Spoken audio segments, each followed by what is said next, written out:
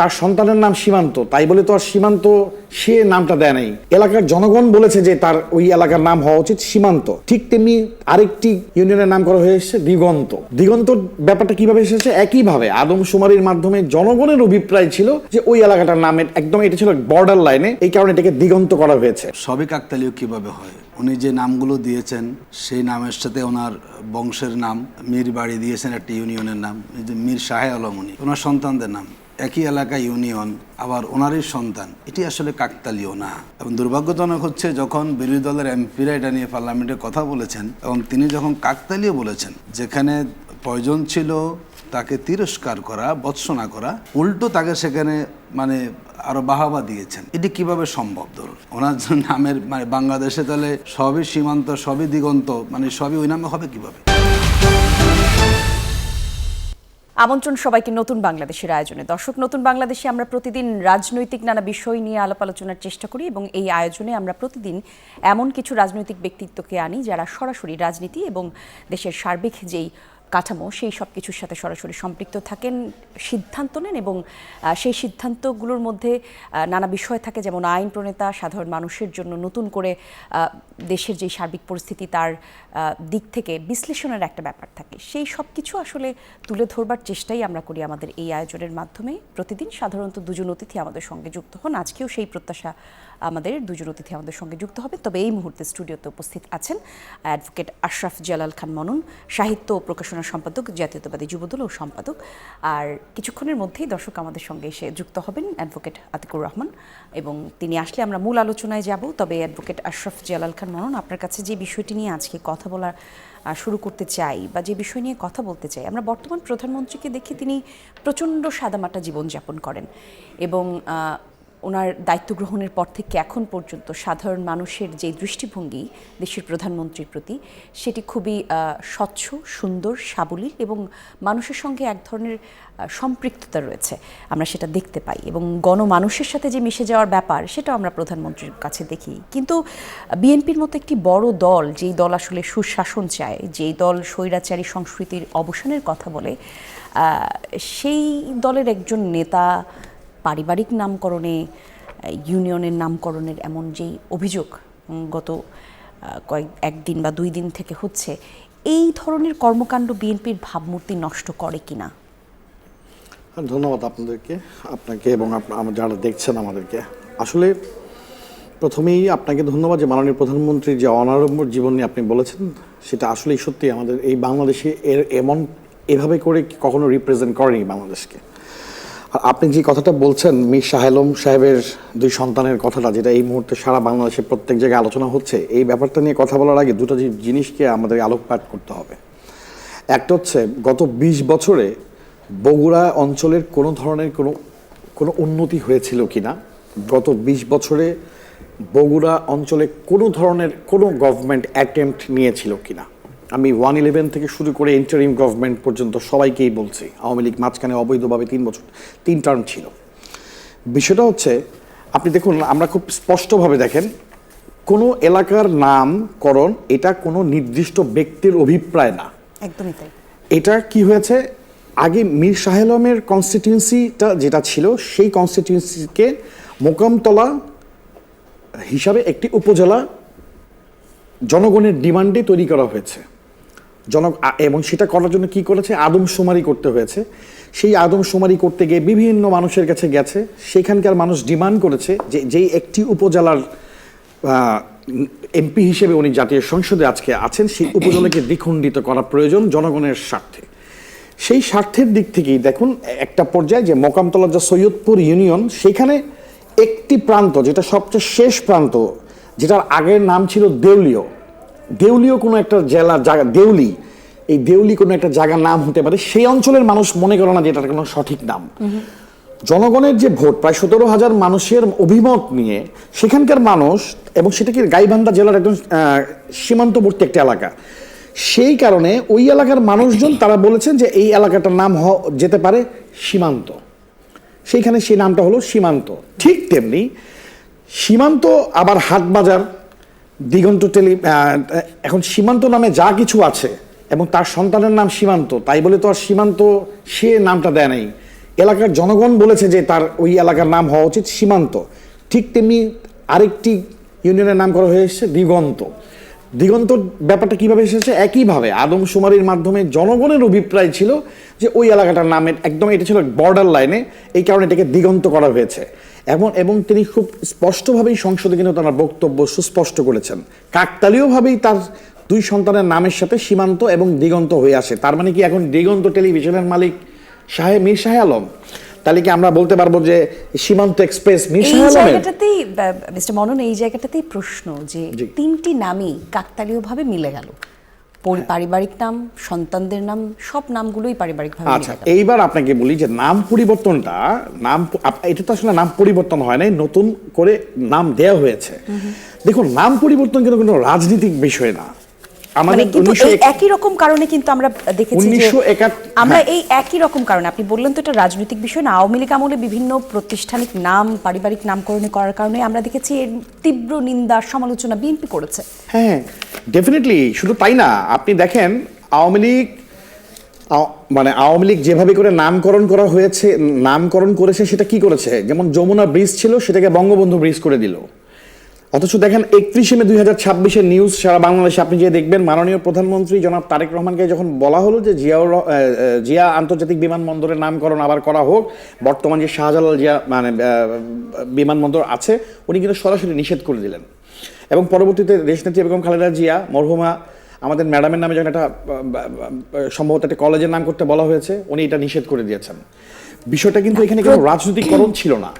যদি হইতোই রাজনীতি করার কোনো হতো, প্রধানমন্ত্রীর যে আচরণ বা ওনার যেই কাজ, এখনো পর্যন্ত সেই জায়গাতে প্রশ্ন করবার মতো কোনো সুযোগ সাধারণ মানুষ আমরা পাইনি। কিন্তু আমার কাছে মনে হচ্ছে যে তৃণমূলের সাথে এক ধরনের বা নেতাকর্মীদের সাথে যদি বলি এক ধরনের বিচ্ছিন্নতা দেখা যাচ্ছে। মানে এটা বলা হচ্ছে যে প্রধানমন্ত্রী একরকম আদর্শে উনি জীবনযাপন বা রাজনৈতিক পথ চলছেন, আবার আমরা দেখছি যে নেতাকর্মীদের মধ্যে বা মন্ত্রীদের মধ্যে এক ধরনের আদর্শ বিরাজ করছে। মানে রাজনৈতিক আদর্শে কোনো পার্থক্য আছে কিনা না, আমার কাছে একদমই মনে হচ্ছে না। আমার কাছে মনে হচ্ছে জিনিসটা হয়েছে প্রয়োজনে। দেখেন, বাংলাদেশ ঢাকা শহরের আগের নাম কিন্তু ছিল জাহাঙ্গীরনগর। আপনি দেখেন চন্দ্রদ্বীপ থেকে বেকারগঞ্জ হয়ে নাম হয়ে গেল এটার বরিশাল, এটা নাসিরাবাদ হয়ে গেল ময়মনসিংহ। সময়ের প্রয়োজনে, এটা কিন্তু রাজনীতির কারণে না, সময়ের প্রয়োজনে ভিক্টোরিয়া পার্ক হয়ে গেল কিন্তু Bahadur Shah park, Harrison road হয়ে গেল আব্দুল গনি রোড। সময়ের প্রয়োজনে কিন্তু অনেক কিছুই চেঞ্জ হয়েছে বাংলাদেশের।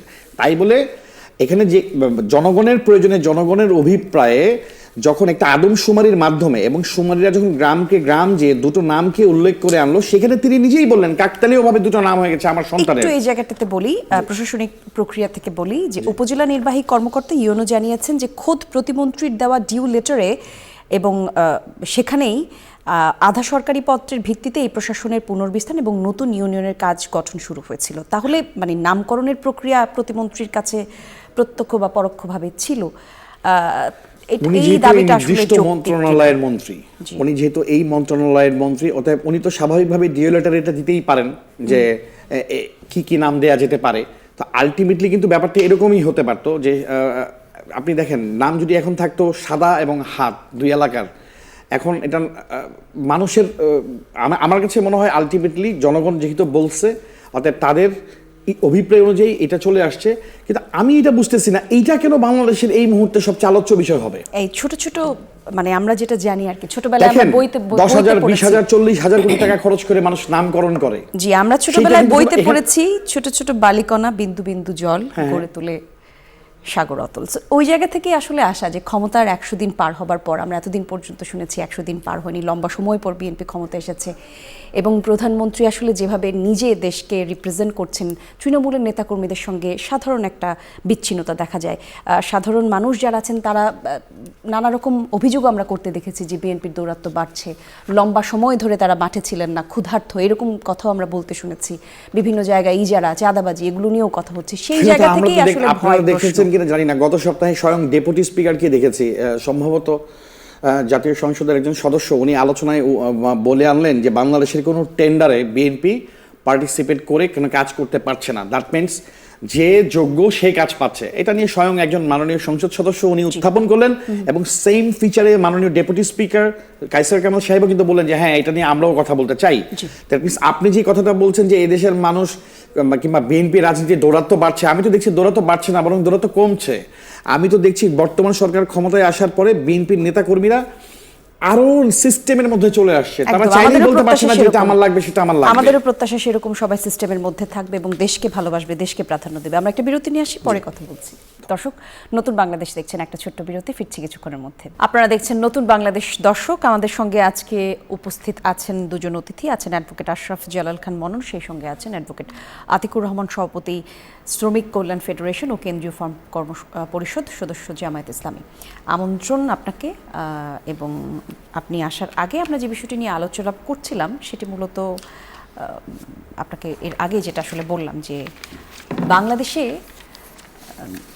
যেই দল আসলে ক্ষমতায় থাকে সেই দলের ক্ষমতাধর মানুষরা যখন নিজেদের নামকরণের সাথে দেশ, প্রতিষ্ঠান, সার্বিক জিনিসগুলো একত্রিত করে, সেটি আসলে আমাদেরকে এক ধরনের ভীতি দেয়। কারণ আমরা লম্বা সময় ধরে দেখে এসেছি যে একটি দলের রাজনৈতিক পরিচয় পুরো দেশের মানুষের পরিচয় হতে বাধ্য করেছে। সেই জায়গা থেকে এখন ছোট ছোট ঘটনাগুলো এক ধরনের বিভীষিকার তৈরি হয়। যদিও আশরাফ খান জালাল উনি যেটা বললেন, উনি বললেন যে এই পুরো বিষয়টি কাকতালীয়। আপনি এই প্রসঙ্গে কিছু বলতে চান কিনা? জি, ধন্যবাদ। দেখুন, এটি গতকালকেই পার্লামেন্টে আলোচনা হয়েছে। কাকতালীয় তো সবই কাকতালীয় কীভাবে হয়? উনি যে নামগুলো দিয়েছেন সেই নামের সাথে ওনার বংশের নাম, মীর বাড়ি দিয়েছেন একটা ইউনিয়নের নাম, যে মীর শাহে আলম, উনি ওনার সন্তানদের নাম, একই এলাকা ইউনিয়ন, আবার ওনারই সন্তান। এটি আসলে কাকতালীয় না।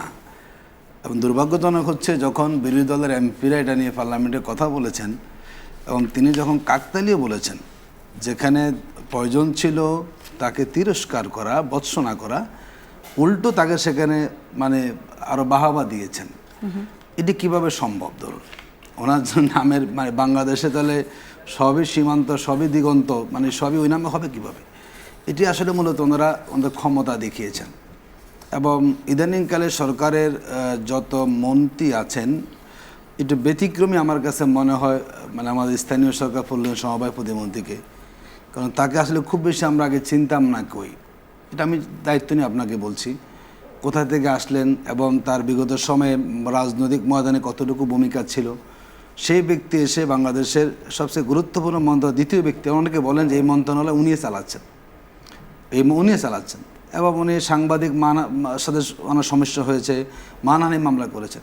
দেখুন, এটি আসলে যতই উনি বলুক, এটি বাস্তবে উনি সেটাই করেছেন, কিন্তু উনি বুঝতে পারেননি যে বাংলাদেশের জনগণ সচেতন হয়ে গিয়েছেন।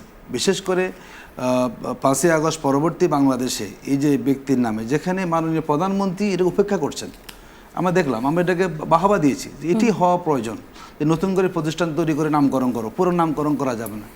সেই ক্ষেত্রে ওনার ক্যাবিনেটের একজন মন্ত্রী যদি এই কাজটা করেন, 3টা ইউনিয়নের নাম হয়েছে, কোনোটা ওনার নিজের নামে, কোনোটা সন্তানের নাম। এটি আসলে ইচ্ছা করেই হয়েছে। এখন যেহেতু আলোচনা এসেছে, প্রশ্ন উনি এটাকে ভিন্নভাবে কাকতালীয় বলছেন, এভাবে কাকতালীয় হয় না, ঠিক আছে? এটি করেছেন, ওনার ক্ষমতা দেখিয়েছেন এবং ওনারা জমিদার বংশে নতুন বাংলাদেশের এখন নতুন জমিদার উনি হয়েছেন, এখন সব ওনার নাম হতে হবে। এখান থেকে বাংলাদেশকে বেরিয়ে আশা করি তিনি বুঝেছেন। আমি বলবো যে এই যে সমালোচনা হয়েছে, দ্রুত ইউনিয়নগুলোর নাম পরিবর্তন করা উচিত। যদি এই দ্বারা চলতে থাকে তাহলে এই ধরনের ক্ষমতা আরও বহু মন্ত্রীরা দেখানোর সুযোগ সেখানে পাবেন। আমরা সে ক্ষমতা আর দেখতে চাই না। জি, ধন্যবাদ আপনাকে। আশরাফ জালাল খান মনন, বাংলাদেশ এবং ভারতের সম্পর্ক নিয়ে একটু কথা বলতে চাই। তার আগে ওনার একটা কথা বলে নিই। জি, উনি যে বারবার যে কথাগুলো বললেন, এটা তো আসলে আমরা সামাজিক যোগাযোগ মাধ্যমে তো দেখতেছি যে বিশেষ করে বিরোধী মতামত যারা দিচ্ছেন তারা তো আসলে এটা নিয়ে ব্যাপকভাবে ইস্যু করেছেন। কথা হচ্ছে যে ওই এলাকার মানুষ ওনাদের যে দাবি দাওয়াটা ছিল যে সৈয়দপুর নাম যে গ্রামটা ছিল, ইউনিয়নটা ছিল, সেখানে নাম যেন হয় স দিয়ে উচ্চারিত হয় এমন কোন ইউনিয়নের নাম, ওইটা হচ্ছে ওই এলাকার মানুষের অভিপ্রায় ছিল। দ্বিতীয়ত, দেউলি নামে যে ইউনিয়নটা ছিল তাদের অভিপ্রায় ছিল যে নতুন যে নামটা হবে সেটা যেন দ দিয়ে উচ্চারিত হয়। এখন আপনি দ দিয়ে কি নাম দিবেন? দিগন্ত একটা নাম কমনলি হতেই পারে। সীমান্ত কিন্তু আরো অন্য কেনাটা নামও হতে হতেই পারে, পারে। দোলন হতে পারে। এখন একজন ব্যক্তি দুটো নাম নিয়ে ইউনিয়নের মালিক, তার দুই ছেলে বা হবে, আমরা এটা ভাবি কিভাবে যে একটা মানুষের এখানে কি স্যাটিসফ্যাকশন আসে কিভাবে? আমরা তো তর্কের খাতিরে মিস সেটাই শাহরুখকে আমরা প্রশ্ন আসলে, সেই জায়গা আপনারা থেকেই দিতে জানতে পারছেন, চাওয়া। যে জি। বলা যাচ্ছে, বাট এটা কি আসলেই স্যাটিসফ্যাকশনের ব্যাপার? উনি মিনিস্ট্রিতে থেকে উনি একটা যে মন্ত্রী হয়ে উনি দুটো ইউনিয়ন ওনার দুই ছেলের নামে দিয়ে দিবে এবং মানুষজন বলবে যে দুই ইউনিয়নের মালিক তার সন্তান, এটাতে উনি স্যাটিসফাইড হবে এটা ভাবলেন কেন? আর উনি আরেকটা কথা বললেন যে মীর শাহ আলম সম্পর্কে উনি জানেন না। আসলে বিএনপি রাজনীতিতে ওনারা কোন পর্যন্ত খবর নিয়েছেন, কি নিয়েছেন সেটা আমরা জানি না। মীর শাহ আলম বাংলাদেশে পোর খাওয়া নেতাদের মধ্যেই একজন। জনাব তারেক রহমানের নেতৃত্বে বাংলাদেশের যত বড় বড় আন্দোলন হয়েছে সেখানে মীর শাহ আলমের মতো বর্তমান ক্যাবিনেটে যারা আছেন তারা প্রত্যেকে রাজপথে ফাইট করতে করতে এই জায়গায় এসেছেন এবং অজস্র নেতাকর্মীর মামলা হামলার মাধ্যমেই তারা আজকে এই জায়গায় এসেছেন। কেউ অপরীক্ষিত কোনো নেতা না, হট করে 5ই আগস্টের পরে এসে বলার কোনো লোক না যে আমি এই দেশের এটা নিয়ন্ত্রণ নিতে চাই, সেটা নিয়ন্ত্রণ নিতে চাই। প্রত্যেকে এনকার পোর খাওয়া লোক, অর্থাৎ তাদেরকে নিয়ে সমালোচনা করার কোনো প্রশ্নই আছে না। জি, ধন্যবাদ আপনাকে। এবার আপনি ভারত নিয়ে বলছিলেন। জি, যে বিষয়টি নিয়ে আসলে কথা বলতে চাচ্ছিলাম যে 5ই আগস্টের পর অর্থাৎ পট পরিবর্তনের পর এমনিতেই দিল্লির সঙ্গে ঢাকার যে সম্পর্ক, সেই সম্পর্কের মধ্যে এক ধরনের টানাপোড়েন রয়েছে। নতুন করে প্রধানমন্ত্রী নীতি এবং কৌশল বিষয়ক উপদেষ্টা ডক্টর জাহিদুর রহমানের দিল্লিতে যাওয়াকে কেন্দ্র করে এক ধরনের এই জিনিসটা, মানে পুরো এই ঘটনাটা আরও একবার আলোচনা এসেছে। একই সাথে সীমান্তে পুশিনের ঘটনাও আমরা দেখছি প্রতিদিনই নতুন নতুন করে আসছে। এই অবস্থায় বাংলাদেশের সঙ্গে দিল্লির সম্পর্ক আসলে কেমন? সরকার পর্যায় থেকে আপনারা তো দায়িত্বশীল পর্যায়ে ছিলেন, কি কি জানতে পারলেন এই বিষয়ে? আজকে পার্লামেন্টে এই বিষয়ে কোনো কথা হলো কিনা, নতুন কোনো তথ্য আছে কিনা এই প্রসঙ্গে? জি, ধন্যবাদ। উপদেষ্টা জাহিদুর রহমান, মাননীয় উপদেষ্টা, মাননীয় প্রধানমন্ত্রীর উপদেষ্টা জাহিদুর রহমানের ব্যক্তিগত কিছু কন্টেন্ট এবং বক্তব্য ভারতের কিছু জায়গায় তাতে হয়তো বা স্যাংশনগুলো ছিল এবং তার উপর তারা একটা নিষেধাজ্ঞা দিয়েছিল। সেই কারণেই মূলত কিন্তু ওনাকে সেখানে যাওয়ার পরে ওনার ওই নিষেধাজ্ঞাটা নিয়েই ওনাকে আটকানো হয়েছিল। কিন্তু সবচেয়ে বড় ব্যাপার হচ্ছে 2 ঘন্টার মধ্যেই কিন্তু হাইকমান্ড থেকে, মানে ভারতীয় হাইকমান্ড থেকে কিন্তু তাকে যেতে বলা হয়েছিল প্রোগ্রামে। কিন্তু দেখেন, বাংলাদেশ হচ্ছে চোখে চোখ রাখতে পারে, এখন সেই নীতিতে বিশ্বাস করে। ভারতের চোখে চোখ রেখে কথা বলতে পারে। আমাদের মাননীয় উপদেষ্টা জাহিদুর রহমান উনি কিন্তু সরাসরি উনি কিন্তু ভারত থেকে, ইনফ্যাক্ট উনি বলেছেন যে আজকে উনি সাংবাদিক সম্মেলন করেছেন, সেখান থেকে আমরা জেনেছি উনি ভারতের ইমিগ্রেশন উনি ইউজ করেনি, উনি কলম্বো হয়ে তারপরে বাংলাদেশে এসেছেন। বিষয়টা হইতেছে ভারতের সাথে বাংলাদেশের সম্পর্ক বন্ধুত্বমূলক যেভাবে হওয়া উচিত তেমনই আছে। এটা তার ব্যক্তিগত কন্টেন্টের উপর নির্ভর করে একটি ঘটনা ঘটেছে, সেটা আসলে আমাদের ভারতের সাথে বাংলাদেশের রিলেশনশিপের কোনো এফেক্টিভ না। সরকারকে রিপ্রেজেন্ট করেন। হ্যাঁ, ডেফিনেটলি। এই জন্যই তো 2 ঘন্টার মধ্যে সেই হাইকমান্ড থেকে মানে আমাদের দেশের যিনি অ্যাম্বাসিডার সেখানে ছিলেন, সেখানে তো ওনার সাথে ছিলেন এবং তারা তো হেল্প করেছেন তাকে নিয়ে যেতে। বাট তিনি যে আচরণটা দেখিয়েছেন, আমি মনে করি এটা হচ্ছে বাংলাদেশের রিয়েল আচরণ, যে আমরা ভারতের সাথে চোখে চোখ রেখে কথা বলতে চাই। আমি অপমানিত বোধ করেছি, আমি সেখানে এখন আর যাব না।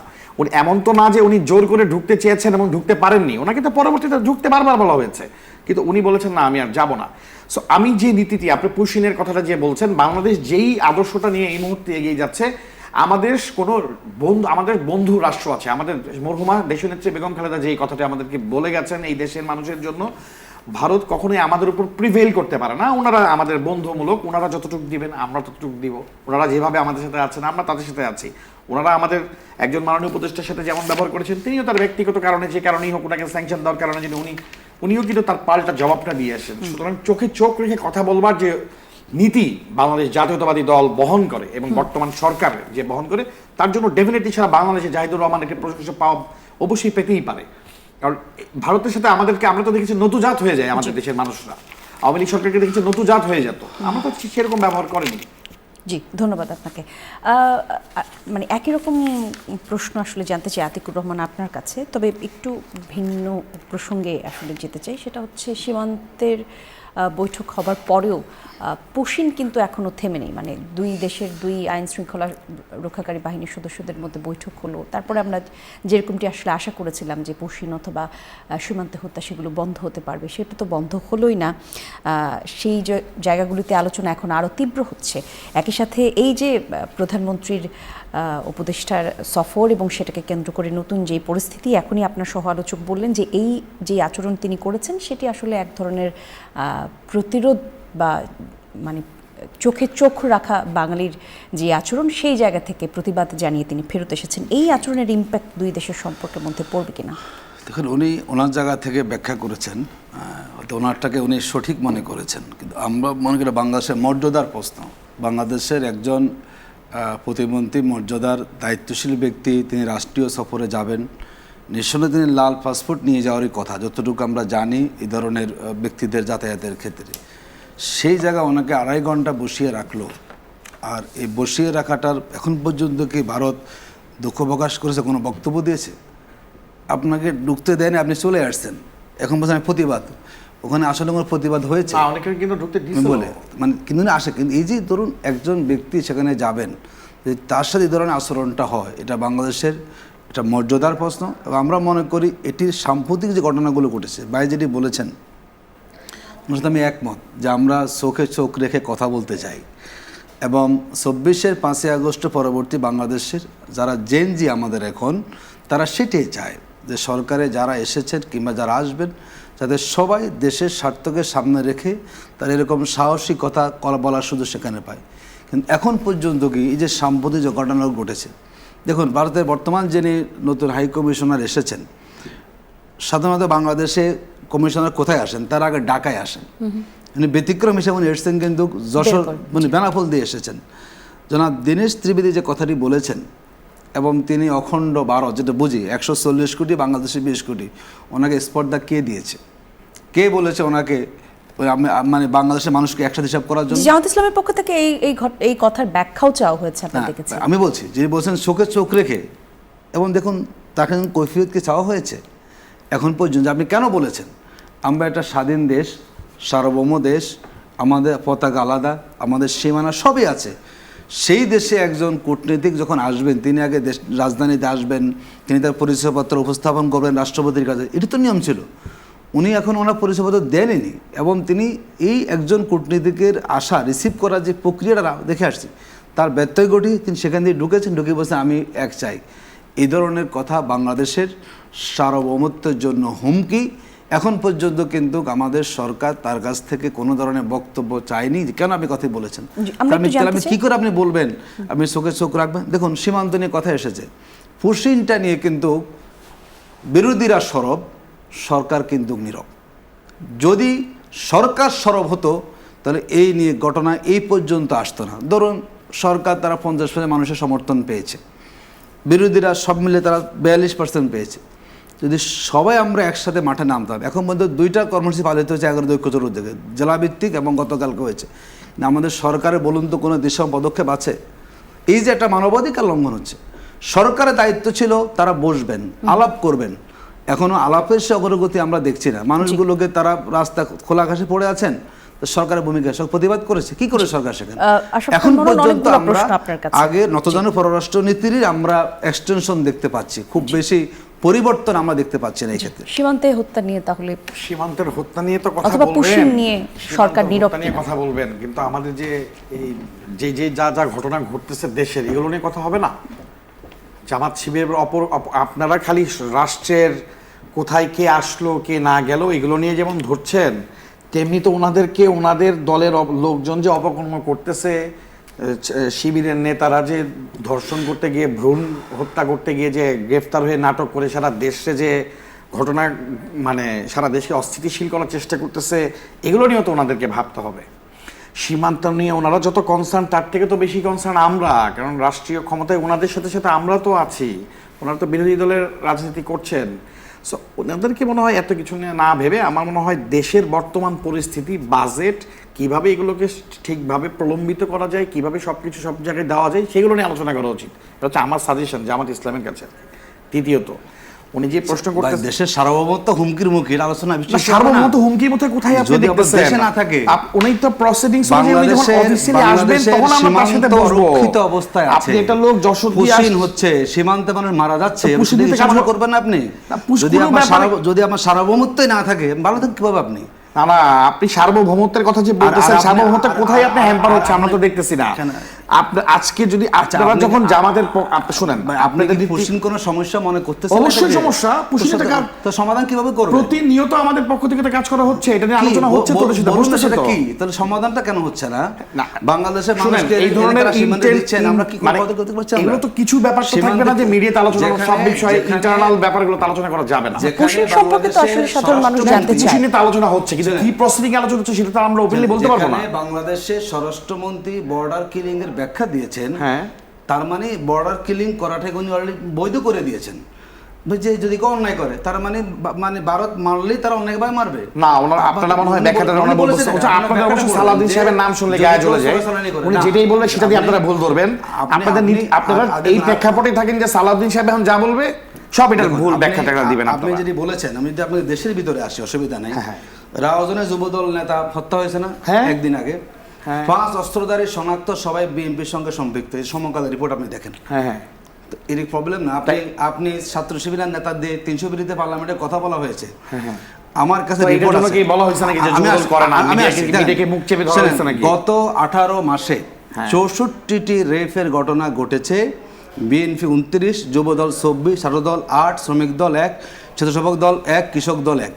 আচ্ছা, 365 দিনে আপনারা এই দেশে যত মানুষ আছে 18 কোটি মানুষ সবাই বিএনপি করে। 365 দিনে 152টি খুন আপনাদের আভ্যন্তরীণ কোন দলে হয়েছে? তার মানে প্রতিটা তার মানে 3 দিনে 1 খুন, 30 দিনে 12টি খুন, 375। এই যে বাংলাদেশের যে অবনতি আইনশৃঙ্খলা পরিস্থিতি, তা আপনাদেরকে সামাল দেওয়া যাচ্ছে না। আচ্ছা, আমার এখানে চিত্র আছে, বিএনপি যেটা দর্শনের মহোৎসব। আমি প্রত্যেকটা পত্রিকা লক্ষ্মীপুর আমরা একটা বিরতি নিয়ে আসি। আপনি একটা বিরতি নিয়ে আসি, বিরতির পর এসে করতেছে আপনারা মিডিয়াতে বট বাহিনীতে নিউজ করাবেন যে বিএনপি করছে, তাহলে তো এটা নিউজ হবে না। আমরা একটা ছোট্ট বিরতির পর আবার আলোচনা করতে চাই। দর্শন কি দেশে ছিল না? সমস্যাকে আপনি রামিসা হত্যা মামলা নিয়ে কথা বলেন, কিভাবে দেশটা আগে আসলো, বাংলাদেশের গত 54 বছরের ইতিহাসে কোনোদিন কোনো 60 দিনের মধ্যে কোনো রায় হয়েছে কিনা, আপনি সেটা নিয়ে কথা বলেন। আপনি বলেন কোন কোন জায়গায় দর্শন হয়েছে, বিএনপি নেতা কর্মীরা আছে, উল্লেখ করেন না স্পষ্ট। আপনারা বট বাহিনী রিপোর্ট করে আর সেই রিপোর্টটা আপনারা ভাইরাল করবেন, সেটা দিয়ে তো হবে না ভাই। আমাকে সময় দেন 31 আমাদের আপনি দেখেন না যুবদল, শুনেন, ছাত্রদল যুবদল বিএনপির এমন কোন নেতা কর্মী নাই যারা কাজ মানে কোনো অপরাধ করেছে বহিষ্কার হয় নাই, এমন একটা দিতে পারবেন না। আমি আপনাকে আমরা এই সম্পর্কে আমরা আরেকটু বিস্তারিত মানে কি বাংলাদেশের 18 কোটি মানুষ বিএনপি করে, মানে যায় অপরাধ করে সে বিএনপি করবে, এটাই হয়তো ঠিক আছে, ফাইন, তাহলে তারা আলোচনা করা মানে সব ইত্তেফাক প্রথম সব লেখা আমরা আলোচনায় আবারো ফিরব। বট বাহিনী দেখবেন নিউজ করে না, আমরা আপনাদের ক্যারেক্টারটা জানি না ভাই। এই আলোচনা আমরা করব, একটা বিরতি নিয়ে আসি আমরা। তাহলে সব সম্মানিত আলোচক, আমরা এই আলোচনা করব, তার আগে একটা ছোট্ট বিরতি নিয়ে আসি, একটা বিরতি নিয়ে আসি। অস্বীকার কেন করবে? অস্বীকার করার তো কিছু নাই। দর্শক, আমরা একটা বিরতিতে যাচ্ছি, বিরতির পর আবার আমরা আলোচনা করছি, সঙ্গেই থাকুন। বিরতির পর আমন্ত্রণ আরো একবার, খুব সময় আমাদের কাছে নেই। অ্যাডভোকেট আশরাফ, একটু আপনার কাছে যেটা জানতে চাই যে চোখে চোখ রেখে যেই দেশের প্রতিনিধিত্ব আমরা করছি, আমরা বলছি, আপনারা বলছেন, আপনার সহ আলোচক বললেন যে সীমান্তের ক্ষেত্রে আবার আপনারা চুপ, সীমান্ত হত্যার ক্ষেত্রে চুপ, পুশিনের ক্ষেত্রে চুপ, সরকারের তেমন কোনো কর্মকাণ্ড অথবা প্রতিবাদ তারা দেখেন না। এই বিষয়টিকে আসলে কিভাবে ব্যাখ্যা করতে চান? এমন একটা পুশিনের ঘটনা আমাকে দেখান যে পুশিনটা সাকসেসফুল হয়েছে, আমাকে বলেন দেখাতে, কিংবা আপনারা দেখান। একটা পুশিনও সাকসেসফুল হয় নাই। প্রত্যেকটা জায়গায় বিজেপি প্রোটেস্ট করছে, প্রতিটা জায়গায় বিজেপি প্রোটেস্ট করছে। যেই গল্পটা দিয়ে আপনি এটা হয় কি, একটা ভয় সৃষ্টি করে মানুষের মাঝে। তো এইগুলো ভয় সৃষ্টি করে তো আসলে হবে না, প্র্যাকটিক্যালিটা জানতে হবে। কোনো পুশিন এখনো সাকসেসফুল হয় নাই, তারা আমাদেরকে পুশিন করতে পারে নাই। এবং বিজেপি প্রতিটা জায়গায় খুব স্ট্রংলি প্রোটেস্ট করতেছে, এবং সেসব ভিডিও মানুষের কাছে কম যায়, বরং যাচ্ছে হইতেছে যে আমাদের স্বরাষ্ট্রমন্ত্রী কি ব্যাখ্যা দিলেন, উনি ব্যাখ্যার মধ্যে কি কথা বলছেন সেটা উনি একটু আগে বললেন স্বরাষ্ট্রমন্ত্রীর কথা নিয়ে, সেটাও সঠিকভাবে ওনারা বোঝেন না। আসলে না বুঝে, মানে বুঝে যদি না বোঝার ভান করে থাকে কেউ, তাহলে তো আসলে বলা যাবে না। আর ম্যাটারটা যখন সার্বভৌমত্ব, বাংলাদেশ জাতীয়তাবাদী দল হচ্ছে সেই দল যেই দলের প্রধান এই দেশের স্বাধীনতার ঘোষণা দিয়েছেন। সুতরাং স্বাধীনতার প্রশ্নে, সার্বভৌমত্বের প্রশ্নে বাংলাদেশ জাতীয়তাবাদী দল টলারেট করবে যে কোনো কিছুকে, প্রশ্নই আসে না, নাহলে তো তারা আমরা আজকে এক দলে থাকতাম, তাহলে আজকে আমরা বিভক্ত থাকতাম না। তো আমরা স্বাধীনতার প্রশ্নে, সার্বভৌমত্বের প্রশ্নে আমরা অলওয়েজ এক, আমাদের ফার্স্ট কাম বাংলাদেশ আগে, আমাদের আগে, তারপর বাকি সব। সুতরাং আপনি যে পুশিনের কথা বলছেন, কোনো সাকসেসফুল পুশিন কিন্তু এখনো হয় নাই ভারতের সাথে। আমরা কিন্তু চোখে কথা বলছি। জি, অ্যাডভোকেট আতিকুর রহমান, আমরা আসলে দেখি যে যখনই বাংলাদেশের সরকার ভারতের সাথে বা ভারত সম্পর্কিত এমন কোনো সিদ্ধান্ত নেয়, যেমন পানি বন্টন চুক্তির কথা যদি বলি, সীমান্ত বৈঠকের কথা যদি বলি, যখনই কোনো কঠিন সিদ্ধান্ত এখন আসলে বিএনপি সরকার নেয়, তারপরেই আমরা দেখি সীমান্তে এক ধরনের সীমান্ত হত্যা বা সীমান্তে পুশিনের একটা চেষ্টা করা হয়। সেই জায়গা থেকে কি আসলে মনে হয় না যে গভর্নমেন্ট হয়তো চেষ্টা করছে, কিন্তু বিরোধী জায়গা থেকে, অর্থাৎ ভারত থেকেও এক ধরনের আগ্রাসী আচরণ দেখা যায়? না, যেটা আপনি বলেছেন, দেখুন 5ই আগস্টের আগ পর্যন্ত তো হলো পুরো মানে বাংলাদেশ সরকারই ভারত হয়ে কাজ করেছে। আমাদের তৎকালীন প্রধানমন্ত্রী বলেছেন না যে ভারতকে যা দিয়েছি তারা এটা বহুদিন স্মরণ রাখবে। জানি না তারা কী দিয়েছেন। 5ই আগস্টের পরে কিন্তু এই জিনিসটা বলা যায় চেইনটা ভেঙে গিয়েছে এবং 12ই ফেব্রুয়ারি আগ পর্যন্ত কোনোভাবেই কিন্তু ভারত সফল হয় না বাংলাদেশের সাথে কূটনৈতিক সম্পর্ক ডেভেলপ করার জন্য। দেখুন এখন যেটি হচ্ছে আমার কাছে মনে হচ্ছে ভারত একটু আমাদেরকে যাচাই বাছাই করতেছে। পরশুদিনের ঘটনাটা আপনি সাকসেসফুলের মাত্রাটা কি আসলে কি? লোকেরা সীমান্তে বসে আছে, ঢুকতে পারতেছে না, মানবত জীবনযাপন করছে। বাংলাদেশে বিজিবি তারা সেখানে সাহস দেখাচ্ছেন, স্থানীয় লোকেরা সাহস দেখাচ্ছেন। তা আমরা এই ঘটনা তো আজকে বেশ কিছু যাবৎ ঘটছে, আমরা কোনো বৈঠকের খবর কিন্তু পাচ্ছি না যে দুই দেশের আমাদের বলেন তো 17 বছর যখন ভারত একটা তো মানুষ মানে আওয়ামী লীগ আমলে যে এইভাবে করে করছে তখন আপনারা প্রতিবাদ করছেন। আওয়ামী লীগ তো এখন হলো আপনার হিসাবের বাইরে, প্রতিবাদ সবাই করেছে। প্রতিবাদ আপনারা তখন করেন নাই। ফেলানি হত্যা নিয়ে প্রতিবাদ হয়েছে না, সবই হত্যা না, কিন্তু এখন তো আসলে প্রতিবাদের জায়গাটা আরো তৈরি হয়েছে, সেই জায়গা থেকে তো এখন বাংলাদেশের স্লোগান হয় আজাদি না গোলামি, স্লোগান হয় দিল্লি না ঢাকা। এগুলো শুনেন ভারতের অভিমুখে আমি একটু সরি আমি একটু ইন্টারাক্ট করি। শুনেন এগুলো কেন হচ্ছে একটু ইন্টারাক্ট করি, কারণ বিগত বাংলাদেশ জাতীয়তাবাদী যুব দলের নেতৃত্বে বিগত সময়ে আধিপত্যবাদ এমনভাবে চেপে ধরেছিল।